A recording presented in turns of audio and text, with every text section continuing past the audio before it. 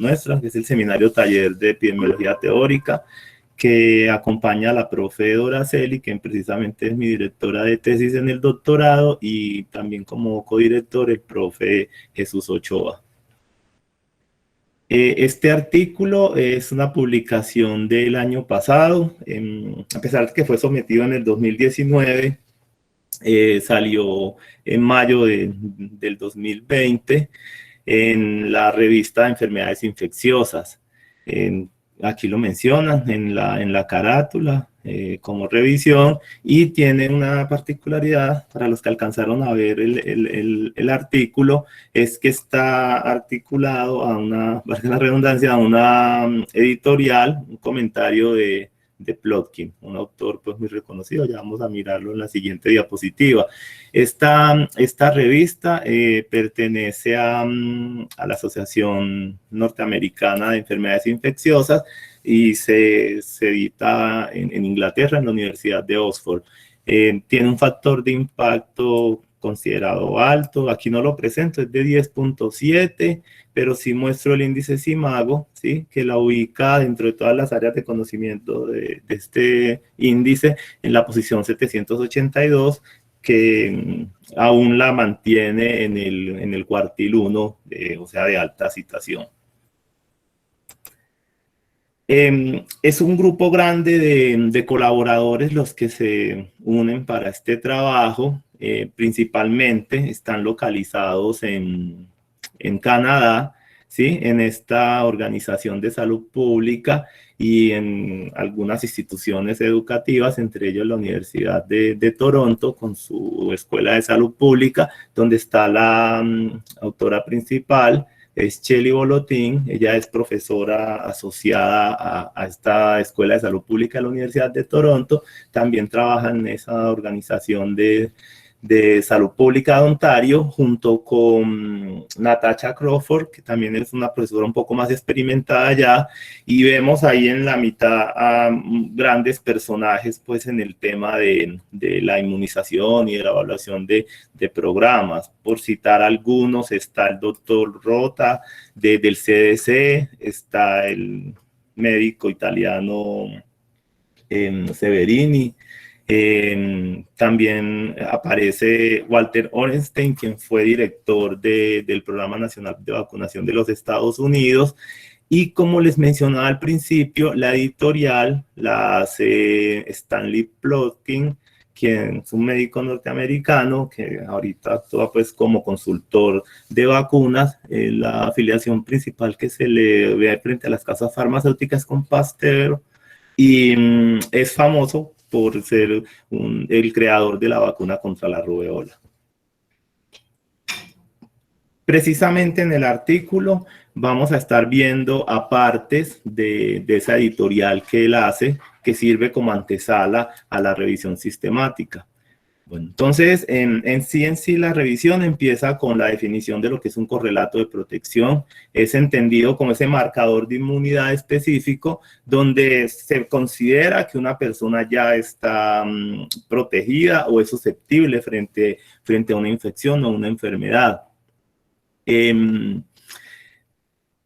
Es importante que se realice el estudio de los correlatos de protección, ya que en el desarrollo de las vacunas nos permiten ver las dos caras de la moneda, ¿cierto? A nivel poblacional, si el grupo está protegido, que supere ese umbral, ese nivel que se define, bueno, a partir de este punto ya se considera protegido, o también en grupo, pero ya para identificar en quiénes hay que reforzar el trabajo de salud pública, falta vacunación o hacer algún otro tipo de estrategia, es quienes están susceptibles.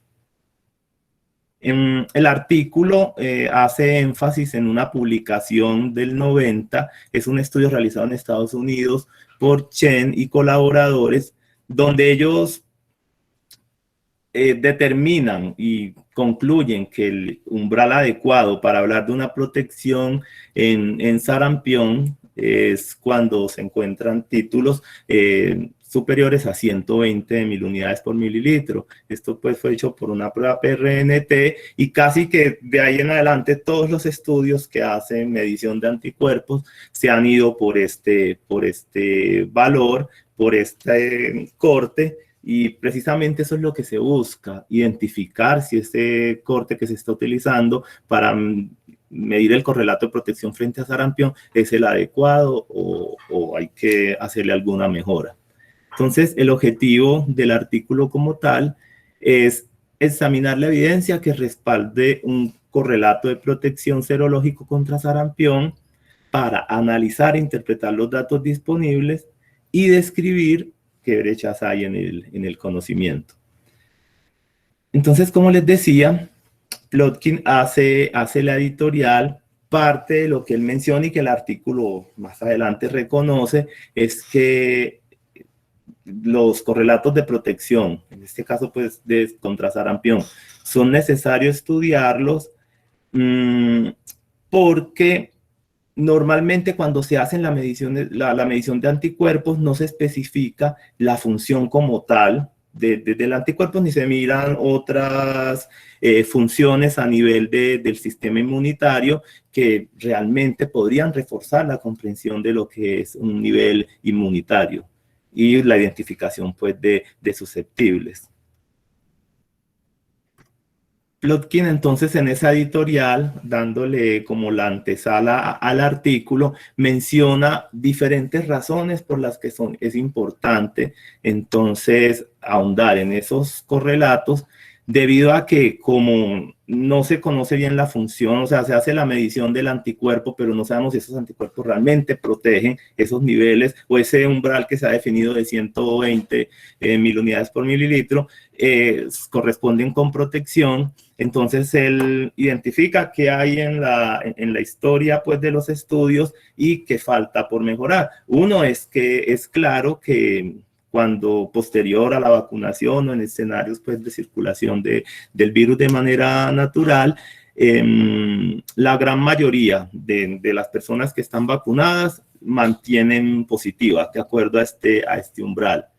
Pero un pequeño grupo va perdiendo esa inmunidad conferida por la vacuna con el tiempo. Esto sobre todo se está viendo ahora en escenarios de eliminación, donde ya no hay circulación del virus salvaje, entonces no hay como ese refuerzo natural. Por tanto, los títulos de anticuerpos son más bajos y van decreciendo con el tiempo. A esto se le suma que la vacuna puede tener unos neutralizantes que no son los que están circulando, o sea, no neutralizan los genotipos que están circulando actualmente en el caso de sarampión. En el artículo se menciona el genotipo A, que lo contiene la vacuna, pero hay hallazgos de circulación del genotipo B3 y D8. También es importante destacar que se ha encontrado en personas completamente inmunizadas el esquema de la vacunación regular contra sarampión de 2 dosis, ¿sí? En el caso colombiano, pues en estos momentos, y es muy similar a muchos lugares en el mundo que están con el plan de eliminación, es que se ponga la primera dosis al año y un refuerzo a los 5 años, ¿cierto? Entonces, más adelante se está observando que hay personas que teniendo la inmunización o la vacunación completa, entre comillas, adquieren la enfermedad. Que esto ahorita que estamos en la campaña de actualización de DSR, no nos confunda. Estas campañas lo que buscan es desatrasar esas cohortes, pero no hacen parte pues, del programa regular, sino que entran a complementarlo. También no se conoce el nivel de protección completo de los anticuerpos neutralizantes, era lo que les decía. Se identifican anticuerpos en las mediciones que se realizan, pero no sabemos si estos anticuerpos realmente protegen frente a la infección. También hay casos subclínicos o de manera leve en personas que son vacunadas que de pronto nos enmascaran un poquito la realidad de la magnitud que está presentando la enfermedad como tal, la aparición del sarampión. Entonces esto ha conllevado a que se tengan que reevaluar en mediano y largo plazo la efectividad de la vacunación contra sarampión. Ya devolviéndonos al artículo, entonces ellos en la metodología para refinar su pregunta de investigación, lo hacen a través de la estrategia PICO, donde la población target del estudio, de la revisión, es mayores a 9 meses. La intervención es la exposición natural al virus del sarampión. Ellos utilizan la comparación de los títulos de anticuerpos antes de la exposición y la inmunidad en personas que se enfermaron y en aquellos que no presentaron síntomas o no se pudo diagnosticar la enfermedad como tal. Y el resultado es la infección por el virus del sarampión confirmada por laboratorio. Puede que haya presentado o no síntomas. Generalmente cuando no hay la aparición de síntomas se hace por nexo epidemiológico la captación del caso, pero se pasa a la prueba de laboratorio. Vamos a ver ahorita ya en los resultados que ellos consultaron estas diferentes bases de datos, estos motores de búsqueda, para incluirlos en la revisión. Pusieron como periodo de análisis desde el inicio de cada uno de estos buscadores, de estas bases de datos, desde que ellos tienen registros hasta el enero de 2018. Por eso les decía, el artículo se somete en 2019, pero sale publicado en 2020. Principalmente se enfocan en estudios de diseño observacional. Este es el registro, pues, en este sistema de registro internacional de revisiones sistemáticas. Ahí aparece el código. También incluyen literatura gris y utilizan una metodología como que por referencia a expertos, donde un experto les decía, bueno, tal material que pronto no están los motores, o verifiquen si lo incluyeron o no, es válido ponerlo dentro de la revisión. Y adicionalmente hacían como una bola de nieve, revisando las referencias de todos los artículos que iban clasificando para ser seleccionados. Entonces, si faltaba alguna referencia, a través de esas iban identificando las que no habían incluido para ese momento. Tenían como criterios de exclusión del material a revisar, estudios que fueran en animales, los estudios de caso, las cartas al editor, abstracts de conferencias, póster, editoriales, comentarios, y quizás una limitación que se podría llamar así, es que solo incluían publicaciones en inglés.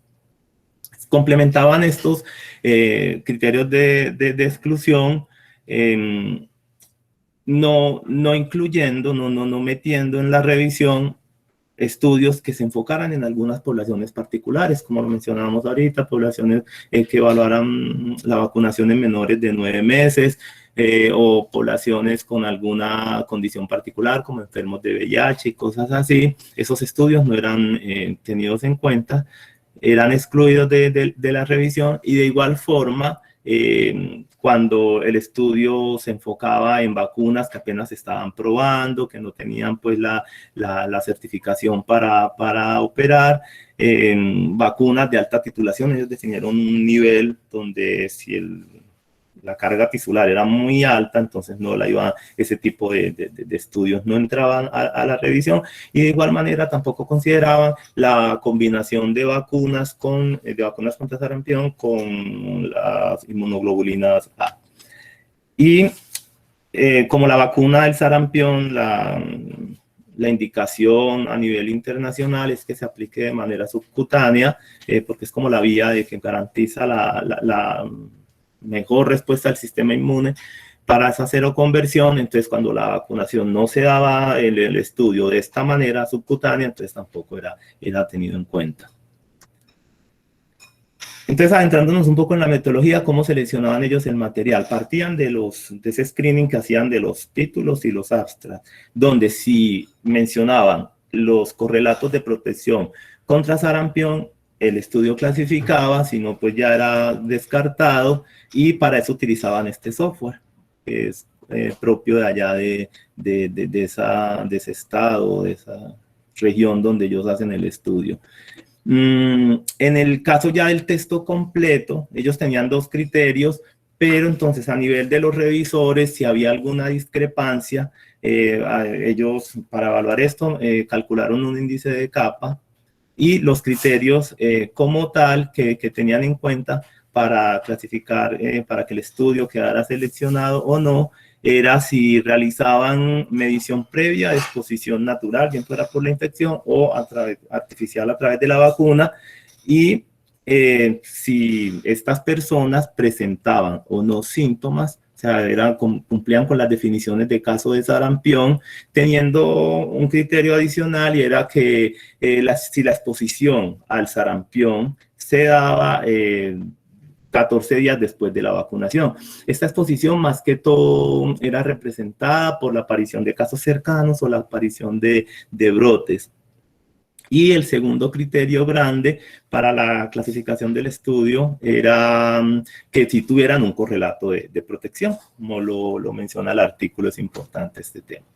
Ya en los resultados, entonces, ¿qué vemos? Ellos identifican en las diferentes fuentes más de 30.000 referencias, 21 aparte eran de literatura gris, un estudio por referencia de esos expertos. Cuando quitan los duplicados, baja a menos de la mitad, 14.778. Y ahí empiezan a aplicar los criterios de elegibilidad, entonces sale la gran mayoría, quedan solo para revisión del artículo completo 43, y de estos deben sacar 38, porque 32 no tenían información pertinente pues para el objeto de estudio, 5 no eran pues inéditos, no incluían datos primarios, y uno donde no pudieron recuperar la información. De esta manera, entonces, solo fueron incluidos 5 estudios. Aquí vamos viendo pues con este diagrama cómo se ciñen ellos a las guías Equator, en el caso específico pues de la guía Prisma, que en términos generales uno podría decir que es una revisión sistemática que llega a cumplir la mayoría de los parámetros. Ya con los resultados, esos 5 estudios que ellos incluyen en el trabajo, que clasifican pues ya finalmente para la revisión, vemos uno que es de Canadá, es el más antiguo, era de 1980, van hasta un estudio más reciente en el 2014 en los Países Bajos. Este que aparece aquí en rojito es ese estudio del que se ha pegado todo el mundo para seguir considerando ese umbral de 120 unidades para el correlato de protección contra sarampión. Es un estudio realizado en Estados Unidos en el 85, pero que luego publican en el 90. Y en Luxemburgo realizan en la misma población 2 estudios diferentes, y ellos incluyen esos 2 estudios en la revisión. Hacen énfasis en que, a pesar de ser tan poquitos estudios, utilizan pruebas variadas para la medición de los anticuerpos. Aquí las podemos ver, son 5 tipos de pruebas diferentes que la vamos a encontrar en los 5 estudios de manera mezclada. En la primera tabla ya de los resultados, como tal, de los hallazgos, de la comparación pues, del contenido de las mediciones que se realizaban en estas publicaciones. Entonces vemos acá como en esta tabla 1, ellos lo que buscan presentar son los títulos de anticuerpo como tal, donde lo contrastan frente a si habían enfermos de sarampión o no enfermos, y encuentran, sobre todo en este estudio de Chen, que es el estudio que les mencioné en Estados Unidos, que ha servido de referencia para considerar ese correlato de protección.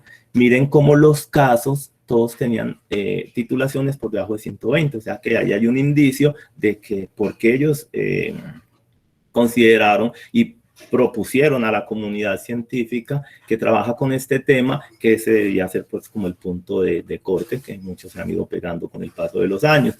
Ya en el caso de los sanos, de los que no presentaban síntomas o no cumplían con definición de caso, no tenían la enfermedad, solo hay un casito particular que es este de 56 el nivel, es un caso pues que no tiene la enfermedad. Ellos no, en este estudio no enfatizan mucho en ese caso, pero es el único. Del resto todos superan el umbral de los 120.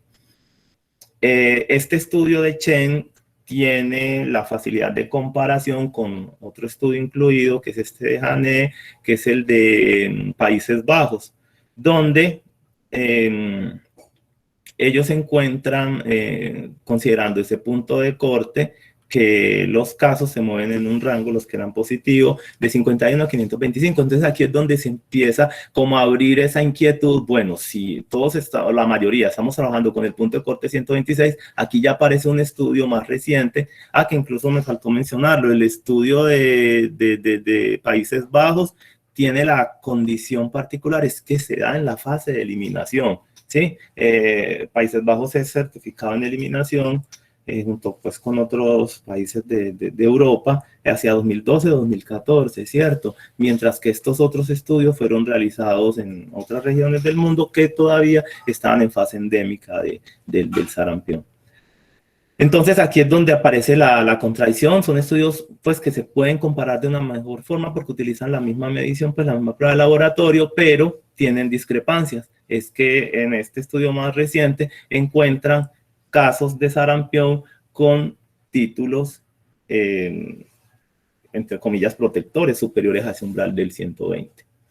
En el caso del estudio de Luxemburgo, como les decía, es la misma población y lo hacen en dos trabajos distintos, que la población de este estudio en Luxemburgo eran padres cuidadores de niños positivos para sarampión. Entonces, como se sabía que esa era la exposición, entonces lo que se hizo, lo que hace Müller a través de estas pruebas de NT y de HI es identificar esos títulos. No ven mucha diferencia, ¿sí? Pero es clave que ellos no, en esos padres ninguno presenta síntomas, ninguno cumple con la definición de caso de sarampión. Entonces, todas esas titulaciones quedan en pacientes pues, que no tenían la enfermedad, y en esa misma población más adelante, WIS toma los datos, pero ya monta es una ELISA. Y esta ELISA, entonces, lo que hace es de una u otra manera, como no había casos positivos, se van todos esos títulos hacia los no casos. En la tabla 2, que considero yo es como la tabla más clásica en estudios de cero prevalencia, ya que muestran la proporción de positivos negativos, tomando en cuenta pues como ese umbral donde se define, veámoslo acá, el único estudio donde ellos pueden presentar esto, o sea, que hacía la medición cualitativa de acuerdo a ese umbral, no solo enfocado en el nivel de anticuerpos, sino que se atreven a hacer una clasificación de positivo, negativo, de protegido, susceptible. Es en el estudio de países, de Canadá. Este estudio de Newman es de Canadá, es el estudio más antiguo que incluyen en la revisión, y vuelve y juega, es el estudio de Chen en Estados Unidos, que es quizás el estudio más completo que ellos tienen. ¿Qué pasa? No utiliza la misma prueba que se utiliza en el estudio de Estados Unidos, pero sí presenta una coincidencia importante, y es que ellos no encuentran en los casos analizados, en los participantes, casos positivos de sarampión, ni en un estudio ni en el otro, de acuerdo a ese umbral de protección de los 120.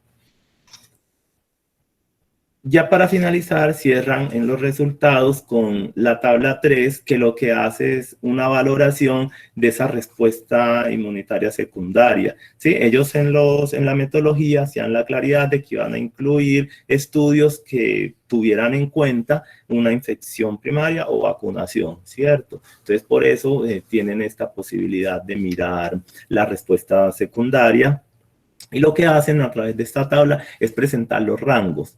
¿Sí? En el estudio de Chen sí se ve claramente cómo desde la preexposición a después de que se da el brote o se da la exposición mayor, los títulos de anticuerpos se cuatriplican. Diferente a lo que pasa en los estudios de Luxemburgo, donde las variaciones son más mínimas. En el caso del segundo estudio de Luxemburgo, tienen la ventaja de que como es ELISA, es un poco, acá en el caso pues nuestro latinoamericano, se tiende a usar más esta prueba, entonces se hace la conversión más directa a las unidades internacionales por mililitro. Y también nos muestra que la variación pues en la respuesta inmune secundaria es pues no muy diferente a como si lo hayan encontrado en el estudio de Chen. Bueno, entonces ya en la discusión ellos reconocen que ese estudio de Estados Unidos sí es el estudio más robusto. Aparte de todo lo que hemos visto, es que también tenía una ventaja, y es que en el tiempo, como se ha especificado tanto de cómo menguan los anticuerpos con el paso del tiempo, ellos tienen las exposiciones de manera cercana frente a la aparición de la enfermedad, y lo mismo lo hacen de manera posterior. Entonces esos intervalos de tiempo los hace que sea un estudio más completo. En sentido de comparación, lo veíamos ahorita en la tabla 1, cómo es el estudio de Estados Unidos es más comparable con el estudio de Países Bajos, debido a que utilizan pues como la misma prueba.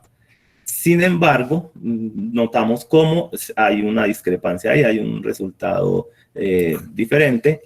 En el primer estudio no podríamos hablar de que dan todos los datos perfectos, todos los que superan el umbral de los 120 no presentan la enfermedad, pero en el estudio de Países Bajos sí lo notamos, ¿cierto? Bueno, también en la discusión resaltan que ese umbral de 120 no lo podemos tomar como escrito en piedra, no es el indicador absoluto de protección contra sarampión, y que dada la falta de significación, ya lo vemos en el contraste de estos dos estudios que pues tienen como una aproximación ahí en la comparación, hay que revisar mejor ese punto de corte, o se hacen propuestas como que no sea a través de un punto de corte, de una dicotomía, si está protegido o no está protegido, sino que se hable más bien que la inmunidad contra sarampión sea en un continuo, donde a medida que aumentan los anticuerpos, entonces va a disminuir la posibilidad de infección.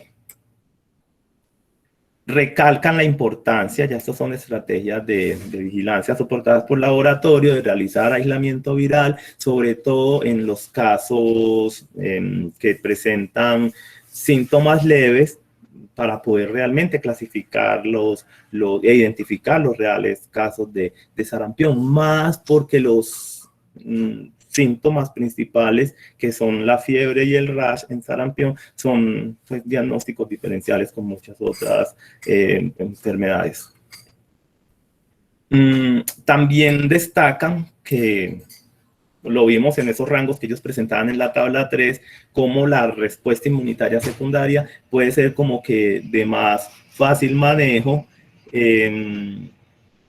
y la recomiendan principalmente en hacer este tipo de mediciones en individuos que son o asintomáticos o leves, ya que pues estos no se ven tan afectados por las complicaciones o por los mismos síntomas de la enfermedad, dado que la cursan de manera suave, pero sí pueden infectar a población susceptible. Y recalcan la importancia de ser cuidadoso con el manejo de los escenarios. Una cosa es un momento, un lugar que está en fase de circulación de virus salvaje, y otro es donde ya se da la certificación de eliminación, donde se reconoce que ya no hay una circulación autóctona del virus, se da solo por casos importados. ¿Y qué pasa entonces en estos escenarios? Como la protección es conferida de manera artificial, los anticuerpos son más bajos y van a decrecer más rápido, precisamente por esa falta de ese refuerzo natural que da pues, la infección del virus salvaje. Como limitaciones, las hemos venido revisando, las he venido mencionando. Frente al ejercicio como tal de revisión sistemática, ellos se enfrentan a unos datos limitados. ¿Por qué? Porque toda esa cantidad de estudios que empiezan revisando terminan con muy pocos, y eso incide en que tengan poca comparabilidad, que ellos le suman el hecho de que las pruebas de laboratorio que se utilizan en los diferentes estudios no son tampoco las mismas. Entonces eso también tiene esa incidencia en esa limitación frente a los datos, y que los mismos tamaños de muestra, por ser estudios tan pequeños o tan limitan las poblaciones, ¿cierto? Entonces, cuando más adelante se quieren hacer esos estratos o esos contrastes, como que las casillas quedan sin población. Entonces, esto también puede hacer que el dato se vea limitado. Y hacen la propuesta de que la inmunidad no la deberíamos hacer solo por medición de anticuerpos, sino mirar otras funciones del sistema inmunitario, puede ser la inmunidad celular, que la proponen claramente. Bien. Para continuar con la lógica que he venido mostrando, nos hemos ya en toda la parte central de la presentación concentrado en la revisión sistemática como tal. Recuerdan que Plotkin había hecho un comentario, él hace unas recomendaciones que de una u otra manera se ven validadas en las recomendaciones que hace la misma revisión sistemática, el artículo principal. Entonces es clave que en este momento se aproveche el resurgimiento de la enfermedad, los brotes que se están presentando, para tomar muestras antes y después de la aparición de estos brotes y poder realizar estas mediciones que nos ayuden a definir mejor como la forma en que vamos a considerar en qué medida está protegida o no está protegida la gente frente al sarampión, buscar una estrategia adicional de respuesta inmunitaria, el caso de la respuesta secundaria, por el hecho de los que cursan la enfermedad de manera leve o asintomática, para limitar pues el contagio de población susceptible a través de estas personas. Y la conclusión principal es eso, que hay que definir unos mejores correlatos de inmunidad contra el sarampión, donde realmente podamos identificar que los anticuerpos sí son neutralizantes, y también contemplar otras alternativas del sistema inmunitario. Bueno, esto era lo que había preparado con el apoyo de la línea de epidemiología teórica. Les quiero hacer extensivo el agradecimiento pues, a mis tutores, a la profe Doraceli, al profe Jesús, a todos los integrantes de la línea, porque ha sido un trabajo, una construcción conjunta, y a todos ustedes por conectarse hasta ahora y escucharme. Muchas gracias. Gracias, Eduardo. Muy bien la presentación.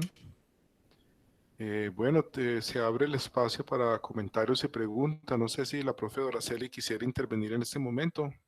Adelante. Sí, buenos días a todos. Muchas gracias, Eduardo. Excelente trabajo. Me alegra pues, que haya aprovechado la oportunidad para revisar este artículo. Pues traer aquí al Club de Revistas las revisiones sistemáticas no es fácil, porque implica pues como un resumen de esa información que trae pues el artículo, incluso pues siendo pocos los artículos, ahí se nota pues como la heterogeneidad pues de los trabajos que ellos lograron pues ubicar. En el artículo, en el comentario editorial de Plotkin, él resalta cómo el conocimiento sobre la respuesta inmune a sarampión, que se ha considerado que es de larga duración, es muy antigua, es de los primeros que se estudió. Menciona en particular el trabajo de Panum, quien describió la historia natural de la enfermedad en las Islas Feroe, que es pues un estudio clásico en epidemiología, publicado en el libro del desafío de la epidemiología. Y entonces es interesante porque pues lograron pues como describir digamos el cómo individuos en esa isla que habían estado pues que en un brote no se enfermaron, pero que haciendo la indagación identificaron que se habían enfermado años anteriores, ¿cierto? Entonces él postuló pues que podía haber alguna protección pues para la enfermedad, ¿cierto? Entonces lo que le llamó a uno la atención es que tantos años, desde tantos años hace que se tiene la vacuna también disponible, y sin embargo llama la atención que todavía no se conozca el correlato de protección, ¿cierto? Esto sucede pues no solamente en sarampión, sino pues en otras enfermedades como parotiditis, pues que Eduardo ya había trabajado también en un estudio de seroprevalencia de parotiditis o, por ejemplo, tosferina, ¿cierto? Entonces nota uno que, digamos, el interés internacional por financiar este tipo de estudios, a medida que van reduciendo la enfermedad, digamos, van dedicando menos recursos para la investigación sobre el tema. Y eso es muy crítico ahora en nuestros países, pues, en América, que hay las metas, pues, de eliminación de las enfermedades, en el que ya se ha postulado que realmente puede haber una pérdida de inmunidad con el tiempo, como lo mencionaba Eduardo, y entonces ahora empiezan a resurgir también casos de sarampión, ¿cierto? Entonces yo creo que con el resurgimiento de estos casos, por ejemplo, en Estados Unidos, en algunos países de Europa, entonces ya hay un poco más de preocupación por lo que está sucediendo con la inmunidad para sarampión, ¿cierto? ¿Qué otro asunto llama la atención? ¿Qué podemos aprender de esta revisión sistemática?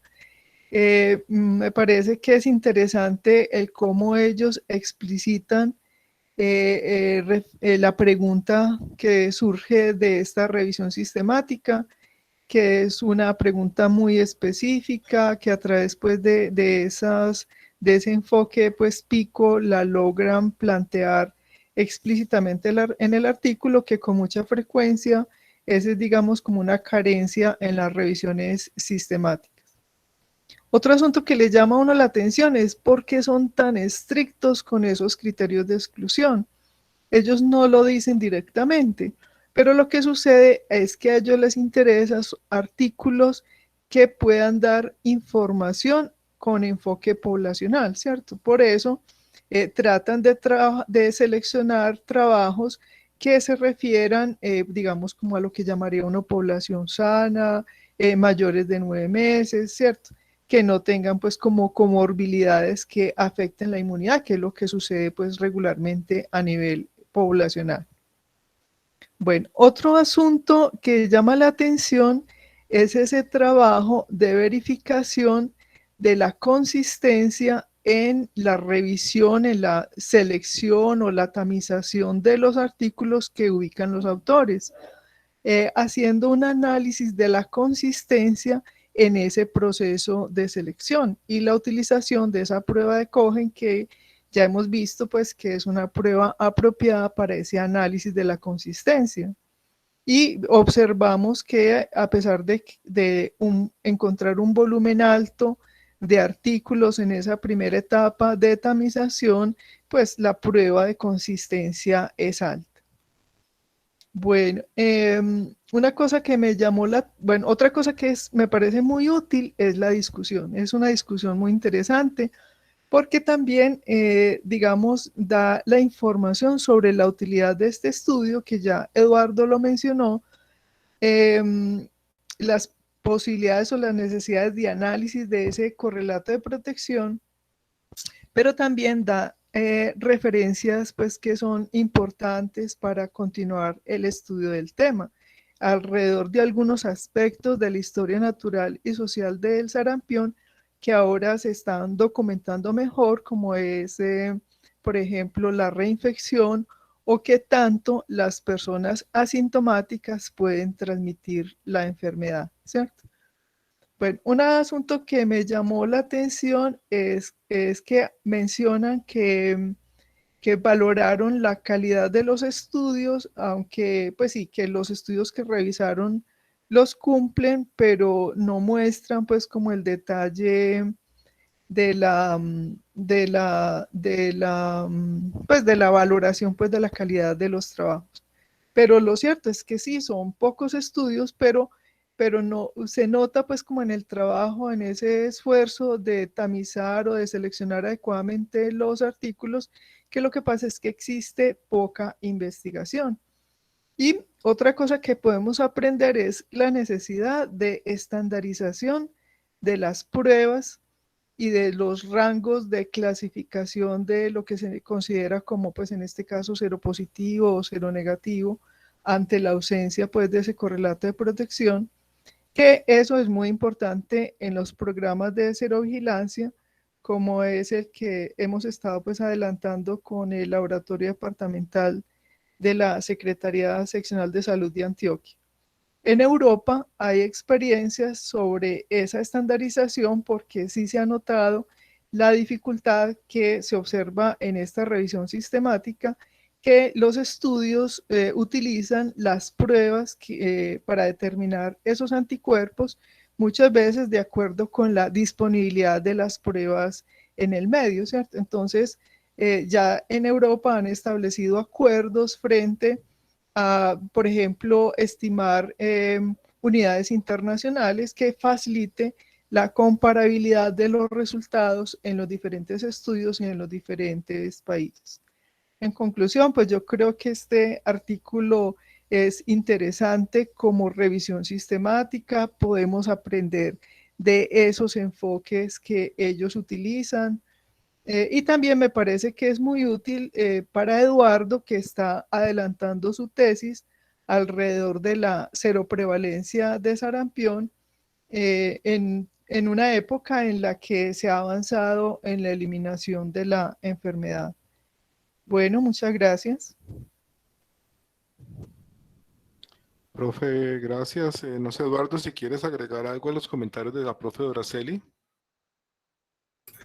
Sí, sobre todo en el comentario final, y es de verdad útil en el caso mío poder aprovechar el espacio del Club de Revista para profundizar en temas de la tesis. Yo sé que hay como una apuesta, profe Carlos, usted me puede aclarar, es como que también diversifiquemos un poquitico el área en la que estemos trabajando y podamos presentar artículos que no sean tan como tan de manejo de lo que venimos haciendo.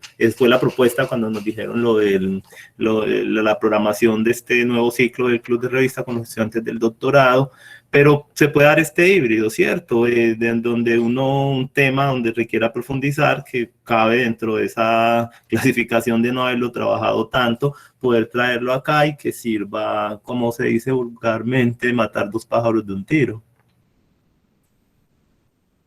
Sí, por supuesto, eso es claro. No sé si hay más comentarios, preguntas de los profes, los participantes. Carlos, Profe Elkin, adelante. Bueno, primero felicitar a Eduardo por esa presentación tan minuciosa, tan ordenada, tan diligente. Definitivamente es muy importante comunicarse así en la ciencia con esa forma tan clarita, tan objetiva, tan bien ilustrada. Tengo dos inquietudes. Una primera es qué esperanzas o expectativas tendría realmente la humanidad de eliminar esta enfermedad, sabiendo que hay dos elementos muy claros que van en contra de ese proceso. Una, que las coberturas, por ejemplo, vayan disminuyendo por razones de desentendimiento, por pérdida de prioridad, incluso por esa presencia de esos famosos grupos antivacunas que aparecen como reaccionarios frente a estos procesos. Y otro elemento es esa pérdida gradual de la inmunidad que podría estar presentando por reducción de las titulaciones de los anticuerpos, como un proceso natural de que el organismo vaya perdiendo, como quien dice, esa memoria adquirida después de haber tenido el proceso de generación al confrontarse con la enfermedad, con el virus o con la vacuna. Entonces, esos dos factores que son contrarios al proceso, ¿cómo podrían estar influyendo o influirían para que realmente, dijéramos, la humanidad pueda esperar que esta enfermedad algún día sea también erradicada de la faz de la Tierra? Y una segunda es un comentario de Eduardo que me hace pensar de que podríamos estar diciendo que la inmunidad que confiere la vacuna es distinta a la inmunidad que confiere la exposición al virus salvaje, diciendo que esa primera casi que es como artificial y que entonces estaría debilitada en cuanto a la capacidad de una respuesta inmune más poderosa frente al virus. Y si así fuera eso, entonces tendríamos que no sería tan importante la titulación, es decir, el número de anticuerpos, sino que habría también que hacer, como quien dice, una prueba de la potencia de esos anticuerpos para realmente contrarrestar la enfermedad. O sea, no bastaría, dijéramos, el número, sino la intensidad, la potencia o la calidad. Esos dos comentarios los dejo para pedirle a Eduardo que puede hacer alguna alusión a estos dos datos y, por supuesto, principalmente también a Doraceli y a Chucho, que estarían acompañándonos aquí, que podrían de pronto hacer aportes complementarios al asunto. Muchas gracias. Sí, no, gracias a usted, profe. Claro, llama mucho la atención los comentarios que usted hace y es como natural que uno caiga en ellos, ¿cierto? Cuando se proponen a nivel mundial las metas de eliminación, uno de los logros grandes es el tema de las coberturas vacunales. Y también todo el trabajo que se hace a raíz de la vigilancia epidemiológica, pero entonces quizás hemos dejado de lado los estudios como un sistema juicioso de serovigilancia que nos permita complementar tanto lo que hacemos por vacunación en aras pues de tener coberturas, y de complemento con diagnósticos, identificación de diagnósticos diferenciales, reportes de casos, cercos tempranos, vigilancia pues de bloqueo, vigilancia rutinaria y todo esto a través de una estrategia de cero vigilancia permanente que complemente estos ejercicios. Entonces, solo cuando tengamos esta complementariedad podremos ir identificando y se tomarán mejores decisiones, en qué poblaciones debo reforzar, por ejemplo, estas campañas, sabemos que los recursos pues, son escasos, ya cliché en salud pública y en muchos sectores, pero entonces vámonos a reforzar o a trabajar con quien realmente esté más o esté susceptible. ¿Cierto? A través de, yo pienso que la esperanza puede estar ahí. Hay discusiones frente a los conceptos de eliminación y erradicación, pero ya es hilar delgado, pues, frente a esta posición donde incluso se menciona que por decisiones políticas en el orden mundial, hablar de erradicación hoy por hoy casi que no es posible, pero sí vemos cómo las metas de eliminación dan grandes beneficios a las poblaciones. Entonces, pensaría que la esperanza está en complementar lo que hacemos en vacunación para el cumplimiento de las coberturas y en vigilancia, pero entonces es que podamos identificar que realmente estamos inmunizando a la población a través de una estrategia de cero vigilancia.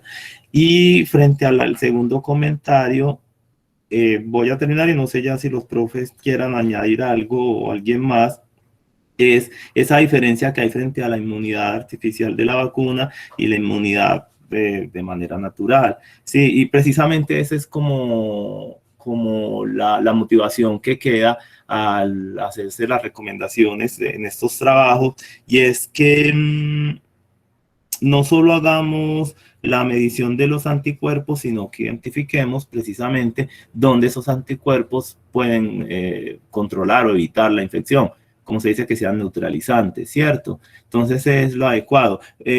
Podría uno ya en el argor común pensar, listo, es mejor que la gente entonces se infecte o que le dé sarampión, pero entonces es donde se entra a sopesar los riesgos de una infección natural que si bien confiere mayor inmunidad, pero nos deja más pérdidas en salud frente a la vacunal, que lo que podemos hacer es más bien entablar todas estas estrategias que comentaba en la primera pregunta y que den continuidad a la protección de grupo a partir de lo que hacemos con cada una de las personas. Perfecto, muchas gracias, Eduardo. Sí, quería complementar con lo que menciona Eduardo, que no solo pues en sarampión se ha observado que la inmunidad natural es de más larga duración y la cantidad de anticuerpos que se generen más alto que la inmunidad vacunal, ¿cierto? Por eso es que se han estado planteando refuerzos como el que ya tenemos en el caso de la vacuna de sarampión y rubeola, la SR que comentaba Eduardo, que se ha aplicado también en adultos. Y particularmente, pues las tesis de Eduardo que habla sobre la cero prevalencia, también busca identificar, digamos, esa detección de susceptibles pensando también en otras estrategias como es, por ejemplo, la detección de mujeres en edad fértil que puedan ser susceptibles y que se pueda, digamos, como en la asesoría, pues antes del embarazo, poder detectar esa presencia de anticuerpos para sarampión, buscando que la persona tenga vacunación o anticuerpos antes de una gestación, porque en el embarazo no está recomendada la vacuna pues contra sarampión por tratarse pues de virus vivos atenuados, ¿cierto?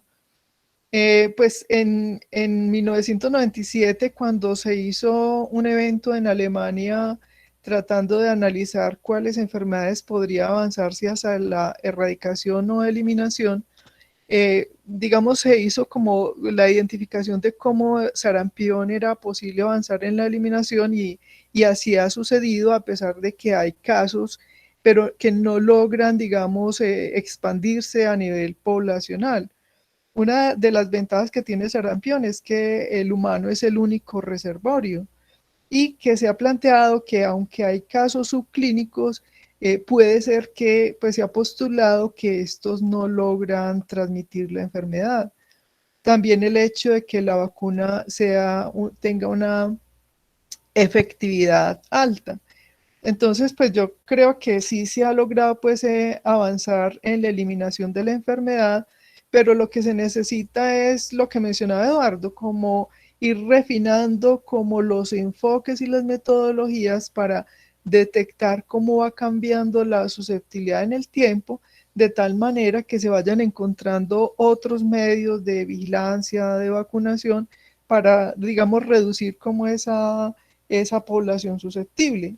O sea, se ha mostrado la posibilidad de inmunidad poblacional en el caso de sarampión, de tal manera que si hay individuos susceptibles, digamos, porque no se vacunan, por consideraciones religiosas o por cualquier otro motivo no aceptan la vacunación, los individuos que están alrededor, que ya han sido vacunados y que tienen protección, no solo humoral, sino también celular, pues realmente no se logre transmitir a nivel poblacional esa enfermedad. Entonces esa es como la ventaja, que sí se ha observado que hay inmunidad poblacional en el caso de sarampión. Muy bien, excelente punto, Araceli. Sí, yo tenía una pregunta para Eduardo y de pronto para la profe, que una inquietud que me surge más a partir de la editorial de Plotkin, donde él hace referencia a las cepas del virus, digamos, y a cómo circulan otro tipo de cepas hoy en día, han ido apareciendo o se hacen predominantes en algunas regiones del mundo que son diferentes a la cepa con la cual está hecha la vacuna. Entonces, me llamó la atención porque, como Doraceli decía, pues esta historia de sarampión es tan vieja y lleva tanto tiempo lo de la vacuna, pues que yo asumía como que realmente ese no era un asunto importante, como que eso estaba tan claro y tan resuelto, pero no sé qué tan importante es el tema de las cepas y qué tanto puede eso, digamos, explicar el resurgimiento o afectar, digamos, en el sentido pues de lo que Plotkin menciona, ¿cierto? Afectar la eliminación o el avance la eliminación del sarampión. Sí, yo también lo identifiqué como algo riesgoso, profe, cuando lo leí. Yo debo profundizar más en ese tema, pero sí es claro que la recomendación ahí para poder tener reconocer si estamos ante un riesgo en la eliminación, precisamente por este tema de las cepas, es realizar los estudios de genotipificación, ¿cierto? Que si aún se identifican que hay casos donde ni siquiera se toman pruebas de laboratorio, ¿sí? Mucho menos se van a hacer tipificaciones. Entonces, sí es un tema que hay que reforzar.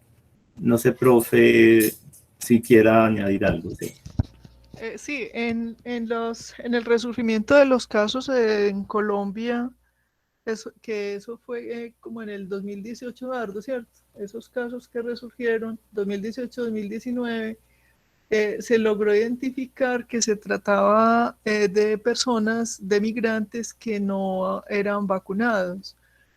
Yo pienso que, pues que, digamos, eso es como lo que se ha postulado, por lo menos en el caso de Colombia.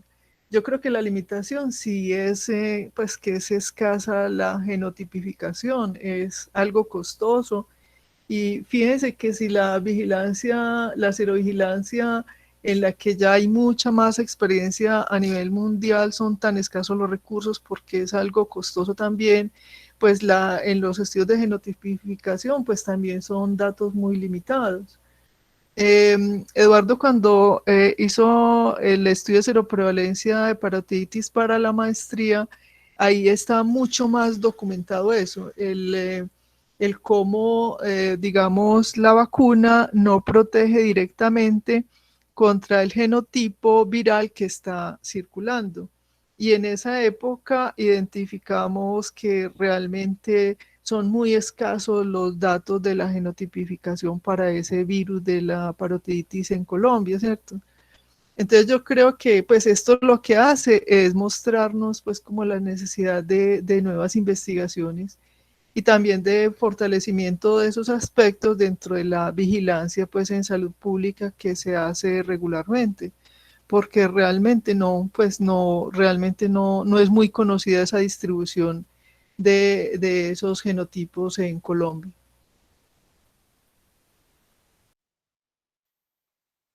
Sí, profe, muchas gracias. Sí, creo que lo que han insistido ustedes es súper importante, el tema de la serovigilancia y la importancia, porque es el único, pues volviendo a retomar la editorial de Plotkin, pues que es como la autoridad en este tema, pues lo que él plantea es que los escenarios desde el punto de vista para investigar estos asuntos son complejos, ¿no? Porque tampoco se pueden hacer estudios, digamos, experimentales, ¿cierto? Entonces tiene que ser a partir de estudios observacionales y cómo tener datos de las personas antes de la exposición, ¿no? Antes de estar expuestos a un brote o a un caso infeccioso. Entonces, tiene que ser a partir de esos estudios de serovigilancia que se puedan tener como muestras previas, ¿ciertos? Medición de anticuerpos en las personas, antes de estar expuestos o antes de estar enfermos. Sí, y fíjate que, digamos, eh, la discusión es qué tanto la inmunidad celular contribuye con la protección. Entonces, de alguna forma, lo que plantea Plotkin es como esa esperanza que en los estudios de serovigilancia o de seroprevalencia lo que determinamos es la inmunidad humoral. Pero, y eso es lo que conocemos, ¿cierto? Como el nivel de anticuerpos que tiene a nivel individual y a nivel poblacional. Pero se ha identificado que individuos aún con títulos bajos logran defenderse de la enfermedad. Entonces, ahí es donde se postula el papel importante que pueda tener la inmunidad celular en la protección para sarampión. Entonces, eso es otro elemento que se necesita estudiar más, ¿cierto? Sí, exacto. También muestra que el conocimiento todavía en inmunología está en construcción, ¿no? Todavía pues se saben cosas, pero siguen descubriendo y siguen apareciendo comprensiones diferentes de cómo es la respuesta inmune frente a los diferentes agentes infecciosos.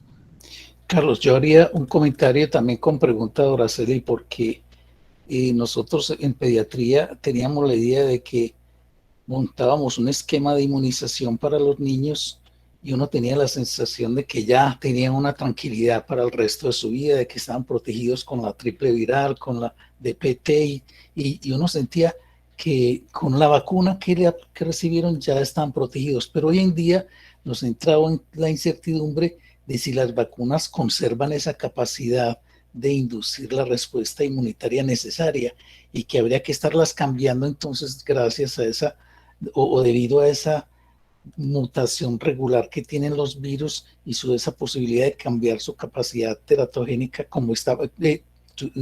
patogénica como está pensado ahora, por ejemplo, en el COVID, ¿cierto? Que casi que pensamos, y en la influenza, en todas las gripales que uno dice, la vacuna puede que sirva para la cepa que está circulando este año, pero el otro año tal vez no va a ser, dijéramos, efectiva, y todavía no tenemos esa vacuna polivalente. Entonces la inquietud es, antes no nos preocupamos tanto por tener que modificar la vacuna, pero ahora sí, tal vez, no sé si Doraceli querrá hacer algún comentario sobre eso. Pues yo creo que la vacunación con COVID nos ha mostrado la importancia de la existencia de ese programa de ampliado de inmunizaciones desde hace 40 años, pues que gracias a eso, pues todo el tiempo que ha transcurrido nos ha permitido identificar que realmente esa inmunidad no es de por vida como pensábamos, ¿cierto? Pero pues la esperanza es que también con toda la inversión que se ha hecho con el desarrollo de esta vacuna, pues que eso también ayude al mejoramiento de las otras vacunas, como es, por ejemplo, la triple bacteriana, como es, por ejemplo, el componente contra papera, que también tiene sus dificultades, ¿cierto? Que digamos que esa inversión también ayude como a valorar la vacunación de estas enfermedades antiguas, ¿cierto? Y de otras, pues, que están como en lista de desarrollo de la vacunación.